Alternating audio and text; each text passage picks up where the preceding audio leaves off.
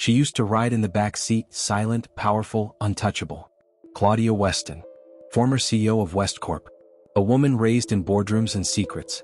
But the man who drove her every morning, the quiet taxi driver with tired eyes and steady hands, he wasn't who he claimed to be. Samir. That's what she called him. He never corrected her. He just drove, listened, watched, and waited. Because his real name was Rahim Saeed.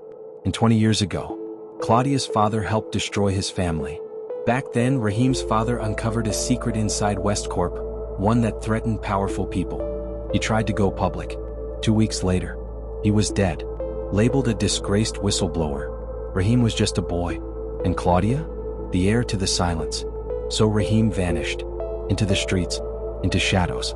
He learned every back alley of the city, every dirty politician, every corporate gatekeeper. He became a ghost.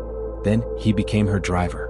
For 3 years he drove her, watched her sign contracts, lay off workers, defend men like Victor Langford.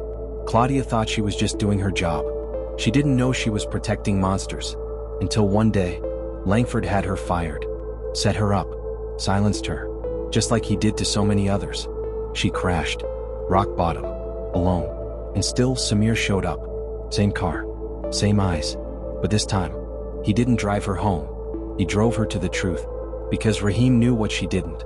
That Langford's empire wasn't just cruel. It was lethal. Workers disappeared. Whistleblowers buried. Entire families erased. And Claudia? She had signed the papers. Her name was on the blood. So they teamed up. A disgraced CEO and a forgotten son. They leaked evidence. Spoke to survivors. Built a war room from nothing. And when they hit Langford's core, the black site where victims were held, Claudia found her mother. Alive, drugged, and used.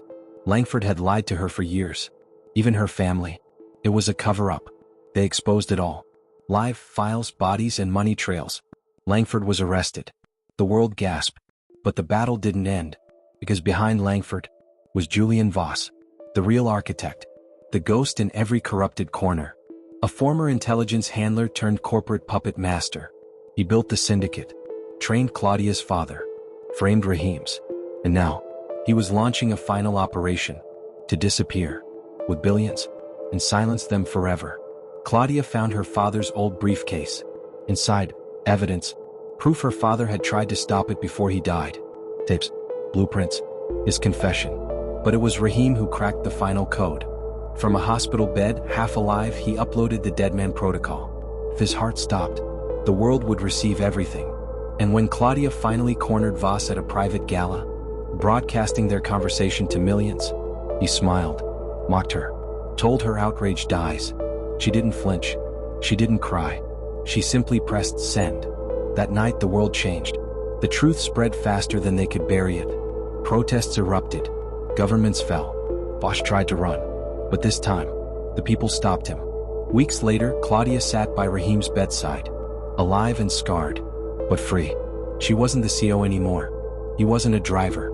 They were just two people who refused to stay in the backseat of history. And as the dust settled, Claudia got into a cab. A young woman drove. Nervous, eager. Claudia smiled. "Where to?" the driver asked.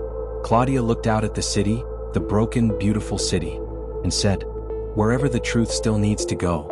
Because when the world forgets, when the powerful rewrite the story, someone has to drive the truth forward. Even if the road is dark, even if no one claps, even if it costs everything." Life lesson from the story. You can silence a voice. You can bury the truth. But you can't stop the person who decides to drive it forward, no matter the road. Are you thrilled with our storyline? Subscribe to Crime Files Uncovered for more exciting stories.